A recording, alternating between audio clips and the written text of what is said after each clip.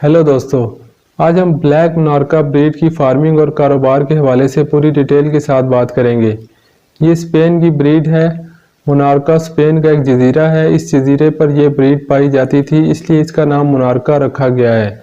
ये बहुत खूबसूरत ब्रीड है। इसका कलर पूरा ब्लैक है और धूप में ग्रीनिश ब्लैक नज़र आता है। इसके कान सफ़ेद और बड़े होते हैं और अंडे की शक्ल के नज़र आते हैं। इसका चेहरा और कौम सुर्ख रंग की होती है। इसकी टांगें काली या डार्क ग्रे कलर की होती हैं। मोनार्का एक बहुत खूबसूरत ऑर्नामेंटल ब्रीड है। घर में या फार्म हाउस की खूबसूरती में इजाफा करती है। लोग इसको अंडे या गोश्त के लिए नहीं बल्कि खूबसूरती और नायाब ब्रीड होने की वजह से पालते हैं। जिन लोगों के पास ये ब्रीड मौजूद है वो इसका अंडा चूज़ा और ब्रीडर बहुत महंगा सेल करते हैं। जिन लोगों के पास ये ब्रीड मौजूद है वो इसका अंडा चूज़ा और ब्रीडर बहुत महंगा सेल करते हैं। ब्लैक मोनार्का सालाना 120 से 150 अंडे देती है।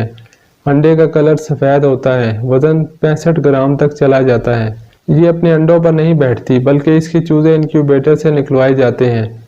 6 से 7 माह में अंडे देना शुरू कर देती है। मुर्गा और मुर्गी का वज़न 3.5 किलो तक चला जाता है। ये बहुत हार्डी होती हैं, यानी सख्त जान होती हैं। गर्म और खुश्क मौसम में गुजारा करने की सलाहियत रखती हैं।